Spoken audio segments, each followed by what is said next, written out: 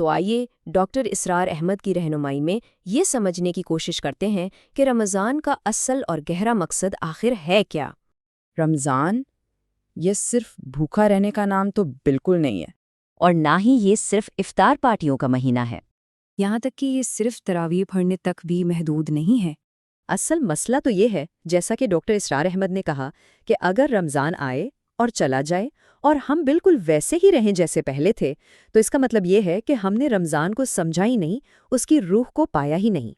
تو سوال یہ پیدا ہوتا ہے کہ آخر رمضان کو گزارا کیسے جائے کہ ایک حقیقی تبدیلی آئے، کیونکہ رمضان دراصل ایک روحانی ٹریننگ کیمپ ہے، ایک ایسا کیمپ جو پوری زندگی کو بدلنے کے لیے ڈیزائن کیا گیا ہے۔ تو اس تبدیلی کا آغاز کہاں سے ہوتا ہے؟ اس کا پہلا اور سب سے اہم ستون ہے قرآن سے ہمارا تعلق۔ ڈاکٹر اسرار احمد اس بات پر بہت زور دیتے تھے کہ رمضان شہر القرآن ہے، یعنی قرآن کا مہینہ۔ آخر یہی تو وہ مہینہ ہے جس میں قرآن نازل ہونا شروع ہوا۔ لیکن یہاں ایک اہم سوال ہے، کیا ہم صرف تلاوت کر رہے ہیں یا اسے سمجھ بھی رہے ہیں؟ ڈاکٹر اسرار نے قرآن سے جڑنے کا ایک بہت ہی عملی 4 قدموں پر مشتمل طریقہ بتایا۔ روزانہ تلاوت تو کرنی ہی ہے، لیکن ساتھ میں اس کا ترجمہ بھی پڑھنا ہے، پھر اس پر گہرائی سے غور و فکر کرنا ہے، اور جہاں موقع ملے درس سے قرآن میں شرکت کرنی ہے۔ چونکہ اصل تبدیلی صرف آواز سے نہیں آتی، اصل تبدیلی قرآن کے پیغام کو سمجھنے، اسے دل میں اتارنے سے آتی ہے۔ تو رمضان ہمارے لیے ایک بہترین موقع ہے کہ ہم قرآن سے اپنے رشتے کو دوبارہ جوڑ لیں۔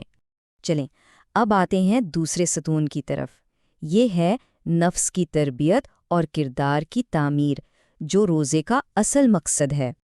دیکھیے، روزہ صرف جسم کو بھوکا رکھنے کا نام نہیں ہے، یہ اصل میں روح کو ٹریننگ دینے کا عمل ہے۔ روزے کا حتمی مقصد تقویٰ کو حاصل کرنا ہے۔ تقویٰ کیا ہے؟ یعنی اللہ کا شعور، ہر لمحہ یہ احساس کہ وہ دیکھ رہا ہے، اور اپنے اندر وہ ضبط پیدا کرنا جو اللہ کی منع کی ہوئی چیزوں سے روک دے۔ اب ذرا اس تضاد کو دیکھیے۔ ایک طرف روزے کا مقصد ہے تقویٰ پیدا کرنا، غصے اور خواہشات پر قابو پانا، لیکن دوسری طرف اگر روزہ رکھ کر بھی جھوٹ، لڑائی جھگڑا یا غیبت جیسی عادتیں جاری رہیں تو پھر اس روزے کا روحانی فائدہ کیا ہوا؟ سچ تو یہ ہے کہ رمضان کردار سازی کا مہینہ ہے۔ اب بات کرتے ہیں تیسرے ستون کی، اور وہ ہے اپنی نماز کو اثر نو تعمیر کرنا۔ رمضان کو نماز کے ذریعے اللہ سے اپنے تعلق کو مضبوط سے مضبوط تر کرنے کا ذریعہ بنانا۔ اچھا، رمضان میں نماز کو مضبوط کرنے کا عملی طریقہ کیا ہے؟ اس کے لیے کچھ چیزوں پر خاص توجہ دینی ہے۔ 5 وقت کی نماز وقت پر ادا ہو، تراویح صرف ایک رسم نہ ہو بلکہ پورے دھیان سے پڑھی جائے، آخری عشرے میں تہجد کا اہتمام ہو، اور زیادہ سے زیادہ نفل نمازیں پڑھی جائیں۔ ڈاکٹر اسرار احمد کہتے تھے کہ نماز انسان میں ڈسپلن پیدا کرتی ہے، اور رمضان اپنی نماز کو پوری زندگی کے لیے ٹھیک کرنے کا بہترین موقع ہے، صرف ان 30 دنوں کے لیے نہیں بلکہ ہمیشہ ہمیشہ کے لیے۔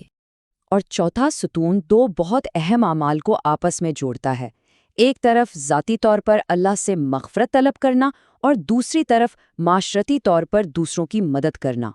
یاد رکھیے، رمضان رحمت کا مہینہ ہے، یہ وقت ہے سچے دل سے توبہ کرنے کا، اللہ کے سامنے گڑ گڑا کر معافی مانگنے کا، خاص طور پر آخری 10 راتوں میں۔ انہی راتوں میں تو ہمیں لیلۃ القدر کو تلاش کرنا ہے، وہ ایک رات جس میں کی گئی عبادت 1000 مہینوں سے بھی بہتر ہے۔ ذرا سوچئے تو۔ لیکن اسلام صرف ذاتی عبادت کا نام نہیں ہے، یہ ہمیں سماجی ذمہ داری بھی سکھاتا ہے۔ رمضان ہمیں سخاوت سکھاتا ہے، اور اس کا عملی اظہار کیا ہے؟ زکوٰۃ کو صحیح طریقے سے ادا کرنا، صدقہ و خیرات بڑھا دینا، اور روزہ داروں کو افطار کروانا۔